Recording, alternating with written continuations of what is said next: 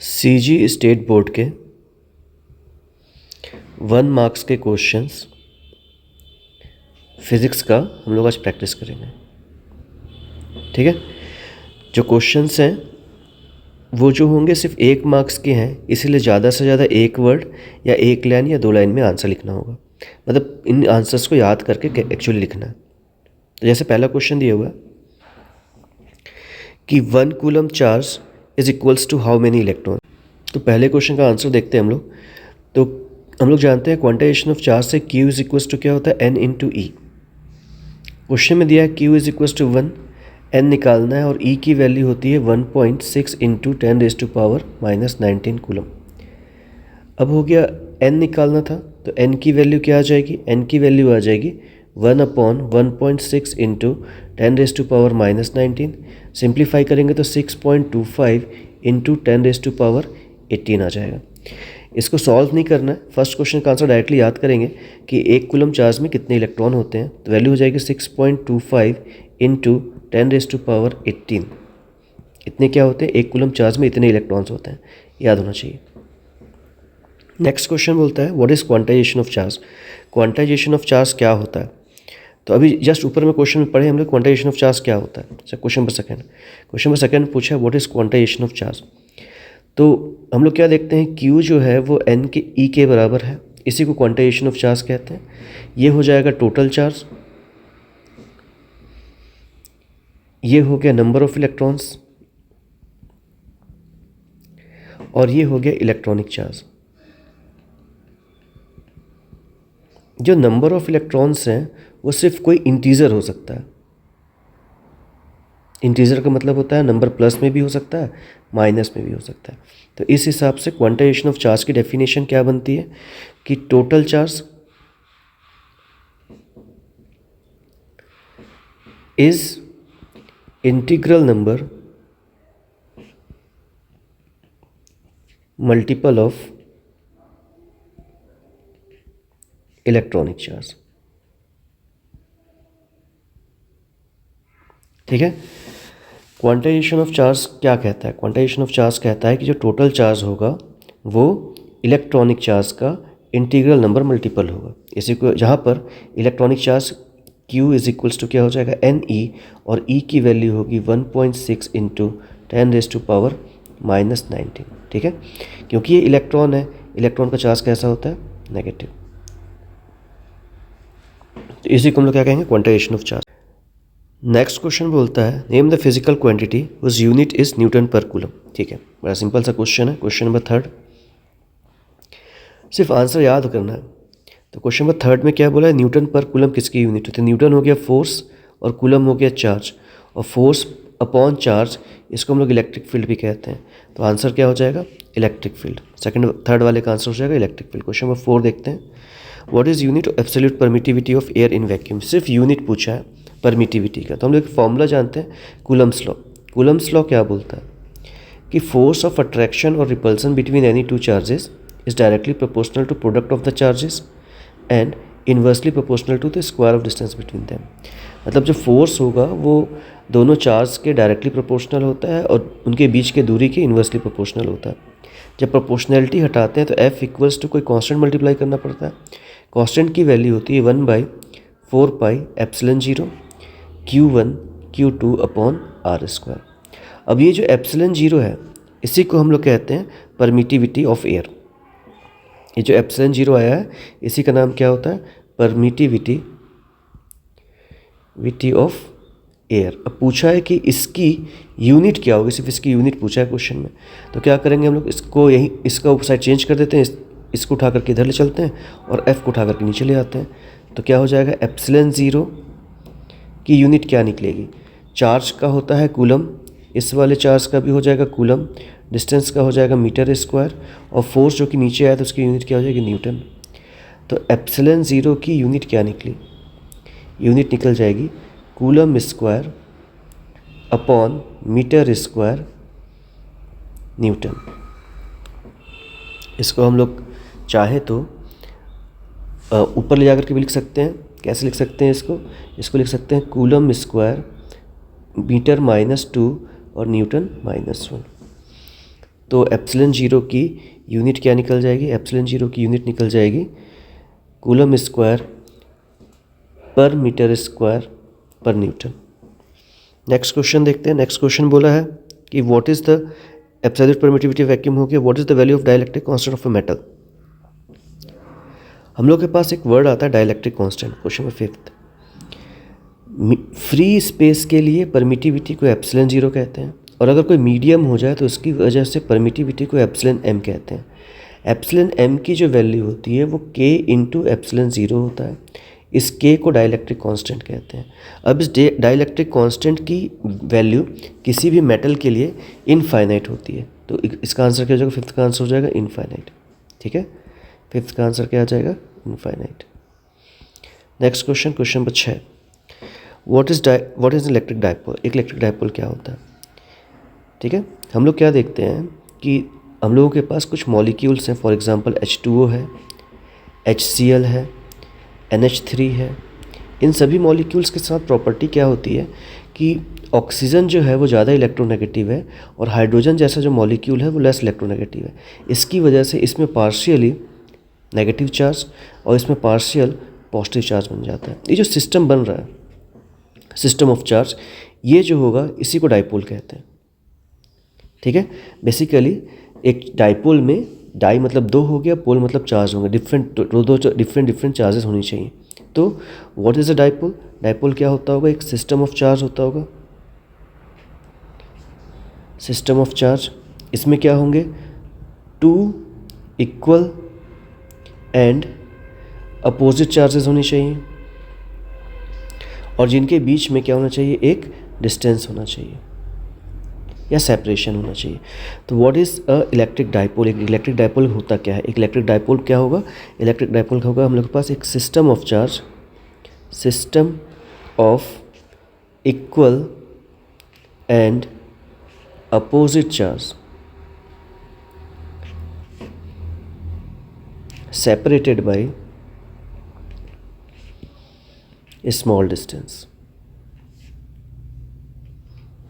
ठीक है, इसका एग्जांपल हो जाएगा HCl का मॉलिक्यूल, H2O का मॉलिक्यूल, NH3 का मॉलिक्यूल। ये सारे जो मॉलिक्यूल्स हैं वो क्या कहलाते हैं, पोलर मॉलिक्यूल्स कहलाते हैं। ठीक है, अगला क्वेश्चन देखते हैं हम लोग। अगला क्वेश्चन बोलता है what is linear charge density, rights is SI unit. Linear charge density, जब चार्ज का डिस्ट्रीब्यूशन कर रहे होते हैं हम लोग, क्वेश्चन नंबर 7, जब चार्ज का डिस्ट्रीब्यूशन कर रहे होते हैं हम लोग, तो चार्ज के डिस्ट्रीब्यूशन में हम लोग के पास हो सकता है किसी Q चार्ज को इस L लेंथ पे डिस्ट्रीब्यूट कर दिया गया हो। तो जब चार्ज Q को L लेंथ पे डिस्ट्रीब्यूट करेंगे तो हम लोग के पास क्या हो जाएगा, टोटल चार्ज हो गया Q, टोटल लेंथ हो गया L। इन दोनों के रेशियो को Q अपॉन L को हम लोग लीनियर चार्ज डिस्ट्रीब्यूशन लैम्डा से रिप्रेजेंट करेंगे, और लैम्डा क्या कहलाएगा, लीनियर चार्ज डेंसिटी। तो क्वेश्चन पूछा है लीनियर चार्ज डेंसिटी क्या होता है, तो चार्ज Q अपॉन लेंथ। तो क्या डिफाइन कर सकते हैं, लीनियर चार्ज डेंसिटी क्या हो सकता है, चार्ज पर यूनिट लेंथ। अगर यूनिट की बात करेंगे तो चार्ज का यूनिट क्या होता है, कूलम, और लेंथ का क्या होता है, मीटर, तो कूलम पर मीटर। क्वेश्चन नंबर 8 देखते हैं। क्वेश्चन नंबर 8 में पूछा सरफेस चार्ज डेंसिटी क्या होती है। इससे पहले वाले क्वेश्चन में चार्ज को लेंथ में फैलाए थे। अगर मान लो ऐसा कोई सीट होता पेपर का, इस पे या कोई मेटल की सीट होती, इस पे चार्ज Q दिया होता, तो चार्ज Q पूरे सरफेस में फैल गया होता। तो हम लोग के पास यूज़ करते सिग्मा, और सिग्मा क्या होता, Q अपॉन A, और इसको बोलते हैं हम लोग सरफेस चार्ज डेंसिटी। और इसकी डिफाइन कैसे करते, चार्ज पर यूनिट एरिया, और इसकी SI यूनिट क्या हो जाती है मेरे पास, कूलम पर मीटर स्क्वायर। क्वेश्चन नंबर 8 हो गया। क्वेश्चन नंबर 9 देखते हैं। क्वेश्चन नंबर 9 में बोला है कि what is limitation of Coulomb's inverse square law. पहला बात कि कूलम्स स्क्वायर लॉ होता क्या है बता चुका हूँ पहले भी, एक बार फिर से देख लेते हैं कि कूलम्स इनवर्स स्क्वायर लॉ या कूलम्स लॉ क्या कहता है। कूलम्स लॉ इलेक्ट्रोस्टैटिक्स में बताता है कि अगर दो चार्जेस जिनके बीच का डिस्टेंस R हो, तो जो फोर्स ऑफ अट्रैक्शन होगा या रिपल्सन होगा वो डिपेंड करेगा दोनों चार्ज के मैग्नीट्यूड पे और उनके बीच के डिस्टेंस के इन्वर्सली प्रोपोर्शनल होगा। तो ये जो चार्ज, ये जो कूलम्स लॉ होता है, ये सिर्फ और सिर्फ पॉइंट चार्ज के लिए वैलिड है। पहला लिमिटेशन क्या होगा कि only valid for point charge only.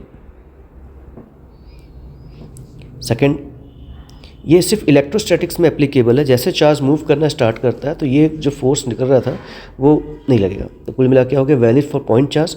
और सेकंड स्टेटमेंट क्या हो जाएगा, सेकंड स्टेटमेंट बोलता है कि applicable for only for electrostatic या स्टेशनरी चार्ज के लिए एप्लीकेबल होगा, स्टेशनरी चार्ज के लिए एप्लीकेबल होगा। क्वेश्चन नंबर 9 हो गया। क्वेश्चन नंबर 10 देखते हैं। क्वेश्चन नंबर 10 में बोला what kind of electric field line are drawn from the uniform electric field. तो यूनिफॉर्म इलेक्ट्रिक फील्ड के लिए इलेक्ट्रिक लाइन ऑफ फोर्सेस को बनाइए, कैसा होगा। तो हम लोग क्या देखते हैं, इलेक्ट्रिक फील्ड लाइंस क्या होती हैं। इलेक्ट्रिक फील्ड लाइंस ऐसी लाइंस होंगी जो इलेक्ट्रिक फील्ड को रिप्रेजेंट कर रही होती हैं।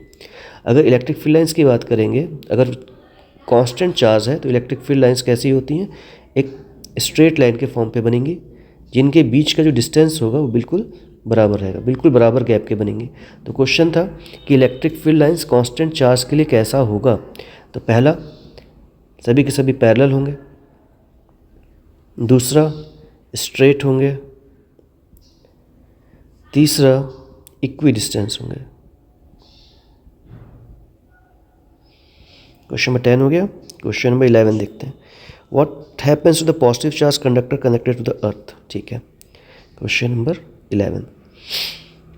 क्वेश्चन ये है कि जब एक पॉजिटिवली चार्ज मेटलिक बॉल थी, मान लेता हूँ मेरे पास, इस पॉजिटिवली चार्ज मेटलिक बॉल के ऊपर हम लोग क्या है, पॉजिटिव चार्ज अगर है और इसको अगर अर्थिन कर दें तो क्या होगा, इसको अर्थिन कर दें तो क्या होगा, क्वेश्चन ऐसा पूछा है। ठीक है, तो हम लोग क्या जानते हैं कि जब भी किसी ऑब्जेक्ट को चार्ज इम्बैलेंस किया जाता है तो उसमें चार्ज डेवलप होता है। अब इसमें पॉजिटिव चार्ज है, इसका मतलब है कि जब इसको अर्थ से कनेक्ट करेंगे तो चार्ज मूव करना चाहिए, क्योंकि अर्थ का चार्ज कितना होता है, 0। तो अब जब अर्थ का चार्ज 0 है और इसमें चार्ज है तो चार्ज मूव करेगा, तो पॉजिटिव चार्ज नीचे की ओर मूव करना चाहिए। पर एक्चुअली क्या होता है कि कभी भी पॉजिटिव चार्ज मूव नहीं करता, हमेशा इलेक्ट्रॉन के मोशन को समझाना होता है। और इलेक्ट्रॉन कहाँ से कहाँ घूमते हैं, पॉजिटिव चार्ज की ओर अट्रैक्ट होंगे। तो इलेक्ट्रॉन जो होंगे वो अर्थ से पॉजिटिव चार्ज की ओर जाएंगे, जिसकी वजह से पॉजिटिव वाला धीरे धीरे क्या हो जाएगा, न्यूट्रल हो जाएगा। तो क्वेश्चन पूछा था कि क्या होगा, हम लोग क्या बताएंगे इसमें कि इलेक्ट्रॉन जो होगा फ्लो करेगा अर्थ से कंडक्टर की ओर। ठीक है, क्यों मूव किया, क्योंकि पॉजिटिव था। कब तक मूव करेगा, टिल इट इज़ न्यूट्रलाइज्ड। ठीक है, क्वेश्चन नंबर 11 हो गया। क्वेश्चन नंबर 12 देखते हैं। क्वेश्चन नंबर 12 में पूछा है कि what is value of angle between equipotential surface and electric line of forces. तो क्वेश्चन नंबर 12 में पूछा है इक्विपोटेंशियल सरफेस के बारे में।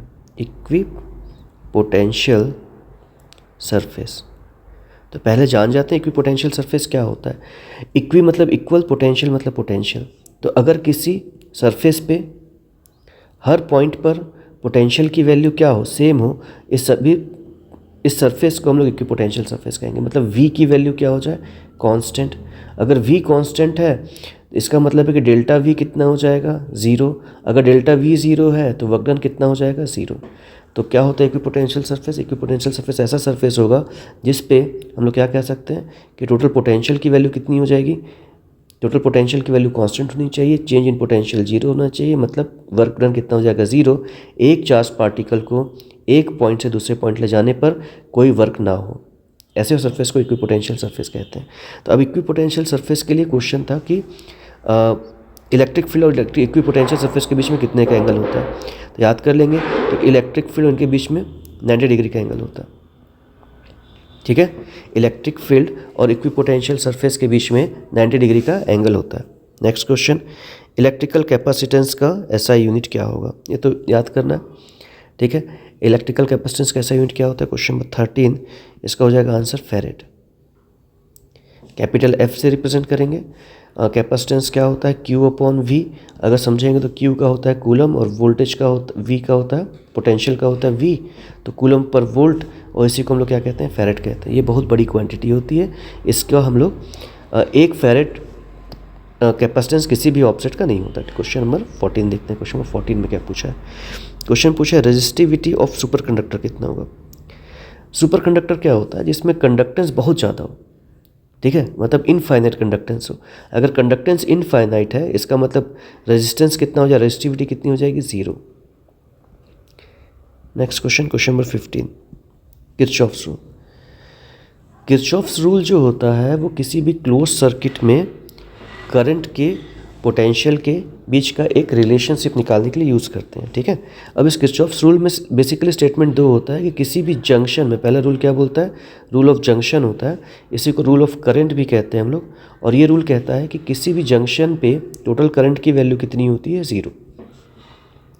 अगला होता है रूल ऑफ लूप, या हम लोग इसको लॉ ऑफ वोल्टेज भी कहते हैं, और इसका मतलब होता है कि टोटल वोल्टेज की वैल्यू क्या होती है, 0। अब चार्ज जो है वो 0 है, इसका क्या मतलब निकल रहा है, अगर चार्ज किसी जगह पे 0 है, अब क्यू अगर आई की वैल्यू 0 मतलब चार्ज को रिप्रेजेंट कर रहा होगा, तो फर्स्ट लॉ जो है वो किस पे बेस्ड है, कंजर्वेशन ऑफ चार्ज पे। और ये किस पे बेस्ड होगा, कंजर्वेशन ऑफ पोटेंशियल मतलब एनर्जी होता है, तो कंजर्वेशन ऑफ एनर्जी पे। तो क्वेश्चन था कि किरचॉफ्स का फर्स्ट रूल किस पे बेस्ड होगा, तो किरचॉफ्स का फर्स्ट रूल होता है बेस्ड कंजर्वेशन ऑफ चार्ज पे, और सेकंड रूल बोलता है कंजर्वेशन ऑफ एनर्जी पे। क्वेश्चन नंबर 15 और क्वेश्चन नंबर 16 देखते हैं। क्वेश्चन नंबर 16 देखते हैं। क्वेश्चन नंबर 16 में बोला है कि 1 एम्पियर करंट में कितने इलेक्ट्रॉन्स होते हैं। क्वेश्चन नंबर 16 में तो क्या हो गया अपने पास, आई की वैल्यू होती है Q/T, इसको बोल दिया है 1, इसको बोल दिए हैं 1, तो ये भी 1 ही होगा। तो Q 1 कूलम कब होता है, याद होगा कितने इलेक्ट्रॉन में होता है, 6.25 × 10⁻18, इतने में ही 1 कूलम इलेक्ट्रॉन होता है, इसीलिए 1 कूलम चार्ज होता है, इसीलिए इसी में 1 एम्पियर करंट भी होगा।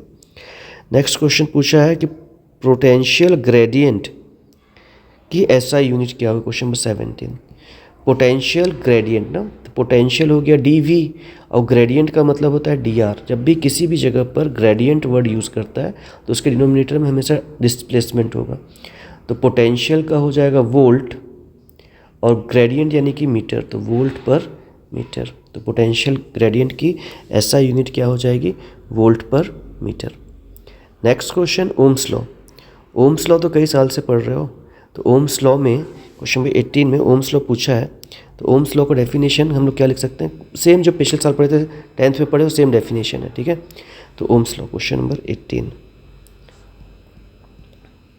ओम्स लॉ का स्टेटमेंट क्या होता है। ओम्स लॉ का स्टेटमेंट है कि potential difference V across a conductor, किसी कंडक्टर के अक्रॉस जो पोटेंशियल डिफरेंस होगा इज़ डायरेक्टली प्रोपोर्शनल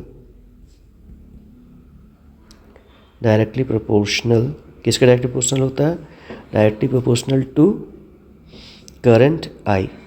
अब ऐसा होने के लिए कंडीशन क्या होगी, प्रोवाइडेड इट्स फिज़िकल कंडीशंस, कुछ फिज़िकल कंडीशन जैसे टेम्परेचर हो गया, फिज़िकल कंडीशंस जो होंगी वो क्या हो जाए, conditions remain unchange.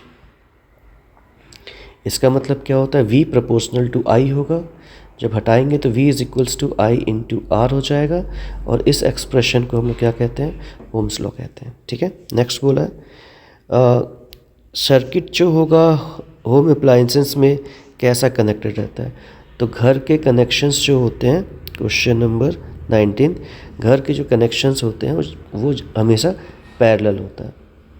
Parallel connection के कई फ़ायदे होते हैं, पैरेलल कनेक्शन से कई फ़ायदे होंगे, जैसे अलग अलग स्विच लगा सकते हैं, सबको वोल्टेज सेम मिलता है, वगैरह वगैरह, ठीक है। नेक्स्ट क्वेश्चन दिया है, question number, give one example of non ohmic resistance. Question number 20, non ohmic resistance. जो ओम्स लॉ को फॉलो करते हैं उनको ओहमिक रेजिस्टेंस कहते हैं, और जो ओम्स लॉ को फॉलो नहीं करते हैं उनको नॉन ओहमिक रेजिस्टेंस कहते हैं। जितने भी सेमीकंडक्टर डिवाइसेस होंगे वो नॉन ओहमिक डिवाइसेस होंगे। एग्जांपल हो जाएगा कोई भी सेमीकंडक्टर ले लीजिए, सेमीकंडक्टर डिवाइसेस, सेमीकंडक्टर डिवाइसेस हो गए, जैसे डायोड हो गया, ट्रांजिस्टर हो गया, ठीक है, और थ्रिस्टर हो गया, ठीक, ये सब क्या हो जाएंगे, non ohmic devices. Next question देखते हैं। नेक्स्ट क्वेश्चन है कि मैग्नेटिक फ्लक्स की एसआई यूनिट क्या होती है। क्वेश्चन नंबर 21, मैग्नेटिक फ्लक्स की एसआई यूनिट क्या होगी। तो मैग्नेटिक फ्लक्स का एसआई यूनिट होता है वेबर। मैग्नेटिक फ्लक्स की एसआई यूनिट क्या हो जाएगी, वेबर। इसको रिप्रेजेंट करेंगे WB से।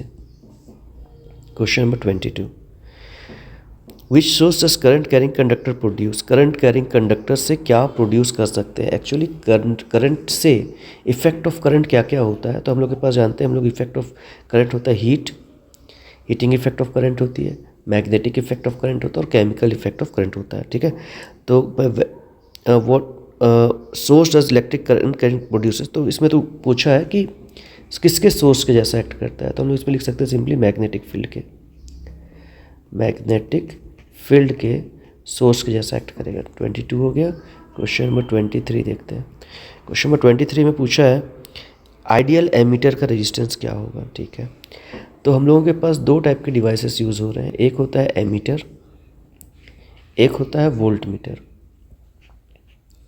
एमीटर का काम होता है करंट नापना, तो करंट नापने के लिए करंट इसमें से पास होना चाहिए। करंट इसमें से पास हो ये तभी पॉसिबल है जब रेजिस्टेंस की वैल्यू कितनी हो जाए, 0। और समझ में, और इसी हिसाब से हम लोग निकाल सकते हैं कि अगर आइडियल वोल्ट मीटर होगा तो उसका रेजिस्टेंस कितना होगा, large possible, that is infinite. तो आइडियल एमीटर का रेजिस्टेंस कितना होता है, क्वेश्चन ये पूछा है तो आंसर सिर्फ ये होगा, आइडियल एमीटर का रेजिस्टेंस कितना हो जाएगा, 0। नेक्स्ट क्वेश्चन देखते हैं। दो करंट कैरिंग कंडक्टर जो है वो एक दूसरे को कब अट्रैक्ट करते हैं। Question number 24। ठीक है, करंट कैरिंग कंडक्टर कब एक दूसरे को अट्रैक्ट करते हैं। तो जैसे मान लेते हैं कि मेरे पास एक कंडक्टर ये दिया हुआ है, एक कंडक्टर और ये हो गया, दोनों एक दूसरे के पैरेलल रख दिए, तो इसमें करंट का डायरेक्शन ये है, इसमें करंट का डायरेक्शन ये है। अगर करंट का डायरेक्शन दोनों में ऊपर की ओर होगा तो हम लोग क्या देखते हैं, इसका मैग्नेटिक फील्ड अगर इसमें निकालूं तो मैग्नेटिक फील्ड का डायरेक्शन आएगा इनवर्ड, और जब इसका मैग्नेटिक फील्ड निकालेंगे इस पर तो इसमें आएगा outward. Right hand thumb rule से निकाल सकते हैं इसको। ठीक है, तो ये क्या हो जाएगा, इसमें करंट था I1, इस पर करंट था I2, इस पर मैग्नेटिक फील्ड हो जाएगा B1, इस पर मैग्नेटिक फील्ड हो जाएगा B2। इस हिसाब से अगर मैं निकालता हूँ तो फोर्स की वैल्यू क्या निकलती है, फोर्स की वैल्यू निकलती है μ0/4 I1 I2 अपॉन R, और क्योंकि 2 है इसलिए 2 लग जाता है। अब इन दोनों के बीच के फोर्स को अगर निकालने की कोशिश करें कि दोनों के बीच में अट्रैक्शन कब होगा और रिपल्सन कब होगा, तो हम लोग क्या याद करते हैं कि जब दोनों में करंट का डायरेक्शन सेम डायरेक्शन पे हो तो दोनों एक दूसरे को अट्रैक्ट करेंगे, और जब करंट का डायरेक्शन एक दूसरे के अपोजिट हो तो एक दूसरे को रिपेल करेंगे। तो इस क्वेश्चन में क्या पूछा है कि ये कब दोनों एक दूसरे को अट्रैक्ट करेंगे, तो अट्रैक्ट कब करेंगे, जब करंट का डायरेक्शन क्या हो, दोनों में सेम डायरेक्शन पे हो। ठीक है, तो हम लोग क्या बोलेंगे इसमें, करंट का डायरेक्शन कैसा होना चाहिए दोनों में, अगर सेम डायरेक्शन पे है तब एक दूसरे को क्या करते हैं, अट्रैक्ट करते हैं, और अगर करंट का डायरेक्शन डिफरेंट डायरेक्शन पे हो, करंट अपोजिट डायरेक्शन पे जा रहा हो तो एक दूसरे को क्या करेंगे, रिपेल करते हैं। दो पैरेलल कंडक्टर्स एक दूसरे को अट्रैक्ट और रिपेल कब करते थे, क्वेश्चन था। क्वेश्चन नंबर 25, लॉरेंस फोर्स की वजह से वर्क डन कितना होता है। ठीक है, तो लॉरेंस फोर्स की अगर बात करेंगे तो लॉरेंस फोर्स में, ठीक है, लॉरेंस फोर्स में वर्क डन कितना होता है, तो हम लोग जानते हैं फोर्स इनटू डिस्प्लेसमेंट कितना होता है, वर्क डन के बराबर होता है। अगर इन दोनों के बीच में अगर एंगल 90 डिग्री हो जाए, cos 90 हो जाए, तो FDS/DL cos 90 हो जाएगा, equals to work done. cos 90 की वैल्यू 0 होती है तो वर्क डन भी कितना हो जाता है, 0। अगर लॉरेंस फोर्स की बात करेंगे तो लॉरेंस फोर्स जो होता है F, वो हमेशा परपेंडिकुलर होता है डिस्प्लेसमेंट के, हमेशा मतलब हमेशा। तो ये वाला फोर्स क्या होगा, डिस्प्लेसमेंट के हमेशा परपेंडिकुलर है, इसलिए इसका जो वर्क डन होगा वो हमेशा क्या निकलेगा, 0। तो लॉरेंस फोर्स का वर्क डन हमेशा कितना होगा, 0। नेक्स्ट क्वेश्चन देखते हैं, गैल्वेनोमीटर को एमीटर में कैसे कन्वर्ट कर सकते हैं और गैल्वेनोमीटर को वोल्ट मीटर में कैसे कन्वर्ट कर सकते हैं। अगर लॉजिकली समझेंगे तो क्वेश्चन समझना सरल है। क्वेश्चन नंबर 26, गैल्वेनोमीटर क्या होता है, एक ऐसा डिवाइस होता है जिससे हम लोग क्या नाप सकते हैं, करंट को चेक कर सकते हैं कि किसी जगह पे करंट है कि नहीं। करंट को नापने के लिए यूज़ नहीं होता, it is only use to detect the presence of current. किसी पॉइंट पर करंट है या नहीं और उसकी डायरेक्शन क्या है, अगर इसको चेक करना हो तो गैल्वेनोमीटर को यूज़ करते हैं। क्वेश्चन है कि इस गैल्वेनोमीटर को एमीटर में कैसे कन्वर्ट करेंगे। तो एमीटर का रेजिस्टेंस याद होगा, एमीटर का रेजिस्टेंस लो होना चाहिए, कितना लो ले सकते हैं, करीब करीब 0 करीब। अब मेरे को क्या करना है, इसका रेजिस्टेंस लो करना है। तो किसी भी रेजिस्टेंस का अगर रेजिस्टेंस लो करना तो उसके पैरेलल में एक रेजिस्टेंस कनेक्ट करने पे इस पूरे का रेजिस्टेंस क्या हो जाएगा, कम हो जाएगा। और जो डिवाइस बनेगा, ये पूरा डिवाइस जो बनेगा, इसको हम लोग क्या कहेंगे, एक एमीटर कह सकते हैं। तो galvanometer can be converted into ammeter. कैसे? By connecting shunt in parallel. ठीक है। सिमिलरली अगर क्वेश्चन नंबर 27 देखते हैं, 27 क्वेश्चन में क्या बोला है कि उसी गैल्वेनोमीटर को वोल्ट मीटर में कन्वर्ट करना है। तो वोल्ट मीटर का क्या होता है, वोल्ट मीटर का रेजिस्टेंस जो होता है वो हाई होता है। इसका रेजिस्टेंस क्या हो जाएगा, हाई। अब हाई मतलब कितना, इनफाइनाइट। तो आइडियल वोल्ट मीटर का रेजिस्टेंस कितना होता है, इनफाइनाइट।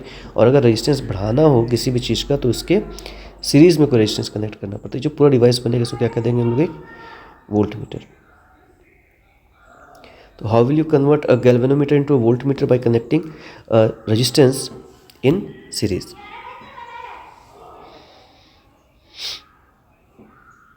नेक्स्ट क्वेश्चन देखते हैं, क्वेश्चन नंबर 28। क्वेश्चन नंबर 28 में क्या बोला है कि एक एमीटर और वोल्ट मीटर को किसी सर्किट में कैसे कनेक्ट करते हैं ये बताइए। ठीक है, क्वेश्चन नंबर 28।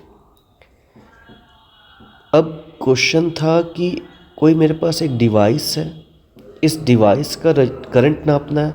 करंट नापने के लिए जितना करंट इसमें उतना ही करंट इसमें जाना चाहिए। तो एमीटर को इस डिवाइस के, अगर R रेजिस्टेंस था, इस डिवाइस के सीरीज़ में कनेक्ट करना पड़ेगा।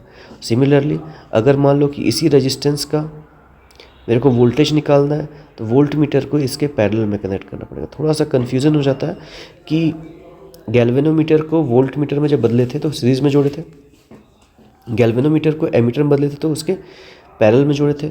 लेकिन एमीटर को कैसे जोड़ते हैं, एमीटर का काम होता है करंट मेज़र करना, और कोई भी सर्किट में कितना करंट है मेज़र करने के लिए जितना इसमें करंट जा रहा है उतना ही करंट इसमें जाना चाहिए। तो सीरीज़ में ऐसा पॉसिबल है, इसीलिए एमीटर को सीरीज़ में जोड़ते हैं। वोल्ट मीटर में क्या होगा, जितना वोल्टेज इसमें उतना ही वोल्टेज इसमें आना चाहिए, तो इसमें इसको पैरेलल में जोड़ते हैं। ठीक है। नेक्स्ट क्वेश्चन, क्वेश्चन नंबर 28 हो गया। 29, who discover the magnetic effect of current. ये तो सिंपल सा नाम याद करना है बस। तो सबसे पहले जब चैप्टर स्टार्ट होता है 29th क्वेश्चन में देखना, चैप्टर स्टार्ट होता है, सब चैप्टर का स्टार्ट ही ऑरेस्टेड एक्सपेरिमेंट से होता है। तो ऑरेस्टेड जो थे उन्होंने डिस्कवरी की थी किसकी, मैग्नेटिक इफेक्ट ऑफ करंट की। क्वेश्चन नंबर 30, क्वेश्चन नंबर 30 बोला how magnetic field inside a current carrying solenoid इस चेंजिंग, जैसे कितना होता है अंदर पे कितना होता है। ठीक है। तो सोलेनॉइड क्या होता है, हम लोग क्या करते हैं कि कॉपर के वायर को किसी सॉफ्ट आयरन कोर में से वाउंड कर देते हैं। ठीक है। और जो बनता है इसे क्या बोलते हैं, सोलेनॉइड बोलते हैं। सोलेनॉइड के आउटसाइड पे फील्ड कितनी होती है, मैग्नेटिक फील्ड की वैल्यू 0 होती है। और इनसाइड पे मैग्नेटिक फील्ड की जो वैल्यू होती है μ0 Ni होता है, जो कि एक गिवन कंडीशन के लिए क्या हो जाएगा, कांस्टेंट हो जाएगा। तो क्वेश्चन था कि what is magnetic field inside the solenoid, किसी भी सोलेनॉइड के अंदर पे मैग्नेटिक फील्ड कितनी होती है, तो मैग्नेटिक फील्ड होगा μ0 Ni, और जो कैसा होता है, कांस्टेंट होता है। क्वेश्चन 30 के बाद question number 31, what is mutual induction. Mutual induction तो सिंपल सा टॉपिक है। म्यूचुअल इंडक्शन में क्या होता है कि जब भी हम लोग क्या देखेंगे कि मैग्नेटिक फ्लक्स में चेंज आएगा तो EMF इंड्यूस होता है। ठीक है। अब म्यूचुअल इंडक्शन में क्या होगा कि एक कॉइल रखी हुई होगी, इसके पैरेलल में एक कॉइल और रख देंगे और इसमें बांध दिया गैल्वेनोमीटर को। तो जब करंट की वैल्यू इसमें बढ़ाते या घटाते हैं तो इसमें करंट की वैल्यू बढ़ती या घटती है, इसी को म्यूचुअल इंडक्शन कहते हैं। तो इस डेफिनेशन क्या हो जाएगा, the phenomenon of production of EMF in a coil due to change in current in nearby coil. मतलब इस कॉइल पे करंट को चेंज करने पर या फ्लक्स को चेंज करने पर इस पे करंट प्रोड्यूस होना हम क्या कहता है, म्यूचुअल इंडक्शन कहता है। तो म्यूचुअल इंडक्शन का डेफिनेशन क्या लिख सकते हैं कि प्रोडक्शन होगा, प्रोडक्शन ऑफ EMF कब, इस कॉइल में, इन अ कॉइल। ठीक है। कैसे करके, due to change in current in a nearby coil.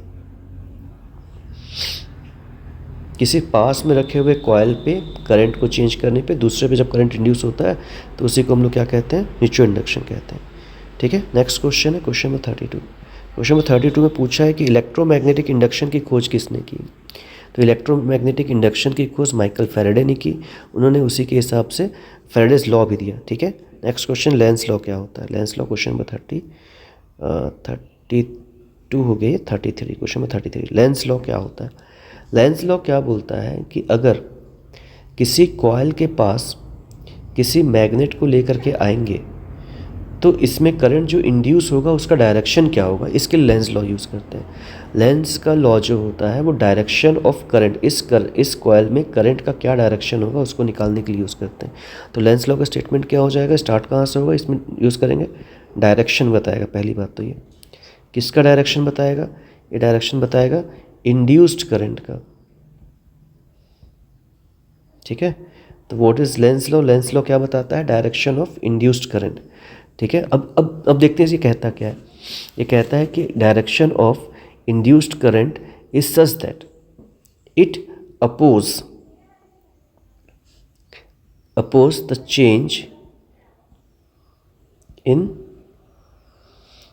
Change in magnetic flux, oppose the change in magnetic flux.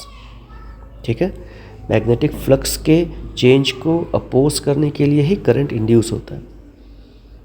Question number 33 हो गया, 34 देखते हैं। सेल्फ इंडक्टेंस की एसआई यूनिट क्या हो जाती है, Henry. Next question, question number 35 क्या बोलता है कि फैराडेज का सेकंड लॉ बताइए। तो फैराडे का सेकंड लॉ क्या बोलता है कि जो ईएमएफ इंड्यूस होगा वो जो होगा -d∅dt के बराबर होगा। मतलब कि rate of change of flux is directly proportional to induced EMF, इसी को सेकंड लॉ ऑफ ईएमएफ कहते हैं। ठीक है, नेक्स्ट क्वेश्चन देखते हैं, क्वेश्चन नंबर 36। क्वेश्चन नंबर 36 में क्या बोला है कि रेशियो की वैल्यू बताइए स्टेप अप ट्रांसफार्मर के लिए, ट्रांसफॉर्मेशन रेशियो की वैल्यू बताइए। क्वेश्चन नंबर 36 सिंपल है, स्टेप अप के लिए स्टेप अप अगर होगा तो ग्रेटर देन 1 होगा, और स्टेप डाउन अगर होगा तो लेस देन 1 होगा। ठीक है, ट्रांसफॉर्मेशन रेशियो की वैल्यू क्या होगी, स्टेप अप के लिए ग्रेटर देन 1, स्टेप डाउन के लिए लेस देन 1। 37 क्वेश्चन नंबर 37 में देखते हैं क्या बोला है, what is principle of transformation. Transformer का प्रिंसिपल क्या होता है, ये तो म्यूचुअल इंडक्शन है। ठीक है, क्वेश्चन नंबर 37 का आंसर क्या हो जाएगा, म्यूचुअल इंडक्शन। 38 देखते हैं, 38 क्या बोला है, अब अल्टरनेटिंग करंट और प्योरली रजिस्टिव के लिए फेज डिफरेंस कितना होता है। ठीक है, तो मेरे पास 3 टाइप के कंपोनेंट होंगे, एक होगा L होगा, एक होगा C होगा और एक होगा R होगा। R के लिए फेज डिफरेंस की वैल्यू कितनी होती है, 0। ठीक है, तो आंसर आ जाएगा 0। क्वेश्चन नंबर 39 पूछा व्हाट इज इम्पीडेंस।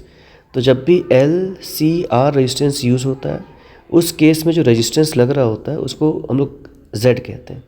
इस Z रेजिस्टेंस को इम्पीडेंस कहते हैं। इसका फॉर्मूला होता है √XL - XC का स्क्वायर प्लस R का स्क्वायर।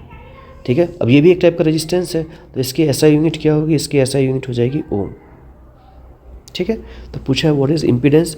तो LCR सर्किट में जो रेजिस्टेंस लग रहा होता है उस रेजिस्टेंस को हम लोग क्या कहते हैं, इम्पीडेंस कहते हैं। ठीक है, और इसकी एसआई यूनिट क्या होगी, ओम। अगला पूछा है रिएक्टेंस क्या होता है। क्वेश्चन नंबर 39 के बाद 40 क्वेश्चन देखते हैं, कैपेसिटिव रिएक्टेंस क्या होता है। क्वेश्चन नंबर 40, अगर किसी सर्किट में सिर्फ कैपेसिटर लगा हो और उसको जोड़ दें किसी AC सोर्स से, तो जो रेजिस्टेंस होगा उस रेजिस्टेंस को हम लोग बोलते हैं XC, और XC की वैल्यू होती है 1/ωc, मतलब वो फ्रीक्वेंसी पे डिपेंड करता है। ऐसे रेजिस्टेंस को रेजिस्टेंस ना करके रिएक्टेंस कहते हैं, और इसी को क्या कह देंगे हम लोग, कैपेसिटिव रिएक्टेंस। तो व्हाट इज कैपेसिटिव रिएक्टेंस, किसी भी कैपेसिटर सर्किट में अगर AC जोड़ दिया जाए तो उस समय कैपेसिटर एक रेजिस्टेंस लगाता है, उस रेजिस्टेंस को हम लोग क्या कहते हैं, कैपेसिटिव रिएक्टेंस। अब इसकी एसआई यूनिट क्या होगी, क्योंकि ये तो रेजिस्टेंस ही है, तो इसकी एसआई यूनिट क्या हो जाएगी, ओम ही निकलेगी। ठीक है, question number 41, peak value of alternating current क्या होता है। पीक वैल्यू, किसी भी अल्टरनेटिंग करंट की वैल्यू को हम लोग या तो साइन के फॉर्म पे एक्सप्रेस कर रहे होते हैं या तो कॉस के फॉर्म पे एक्सप्रेस कर रहे होते हैं। तो अगर साइन के फॉर्म पे एक्सप्रेस कर रहा हूँ तो ये जो हाईएस्ट वैल्यू होगी, चाहे वो करंट हो चाहे वोल्टेज हो, उसी को उसकी पीक वैल्यू कहते हैं। इसको I0 से रिप्रेजेंट किया जाता है। ठीक है। तो अगर करंट की बात करते हैं तो करंट की मैक्सिमम वैल्यू जो पॉसिबल होती है अल्टरनेटिंग करंट में, उसको हम लोग क्या कहते हैं, उसका पीक वैल्यू कहते हैं। ठीक है, मैक्सिमम या मिनिमम वैल्यू जो होगी उसे क्या कह देंगे हम लोग, उसकी पीक वैल्यू कह देंगे। ठीक है, इसको रिप्रेजेंट करेंगे I0 से और वो बार बार रिपीट हो रहा होगा। एक और फॉर्मूला जानते हैं हम लोग, आई RMS वैल्यू पढ़ते हैं, आई RMS जो होता है IV से अगर रिप्रेजेंट करूँ तो वो I0/√2 होता है। ठीक है, क्वेश्चन नंबर 41 के बाद 42 देखते हैं क्या। Who discovered electromagnetic wave. ठीक है, इलेक्ट्रोमैग्नेटिक वेव के बारे में पूछा। ठीक है, तो इलेक्ट्रोमैग्नेटिक वेव का मैक्सिमम टॉपिक जो होता है वो मैक्सवेल के कॉन्सेप्ट से समझाया जाता है। ठीक है, और तो जो एक्सप्लेनेशन होता है वो मैक्सवेल के द्वारा दिया गया था। लेकिन अगर खोज की बात करें कि इलेक्ट्रोमैग्नेटिक वेव को बनाने का कोई ईजीएस्ट मेथड अगर कोई सोचे या कोई कन्वीनियंट मेथड सोचे जिससे हम लोग किसी भी फ्रीक्वेंसी के इलेक्ट्रोमैग्नेटिक वेव जनरेट कर सकें, तो वो होता है हर्ट्ज़ के द्वारा। तो अगर डिस्कवरी की बात करें तो हर्ट्ज़ ने की थी। ठीक है, और अगर एक्सप्लेनेशन की बात करें तो मैक्सवेल ने की थी। तो दोनों आंसर लिख सकते हैं, कोई प्रॉब्लम नहीं है।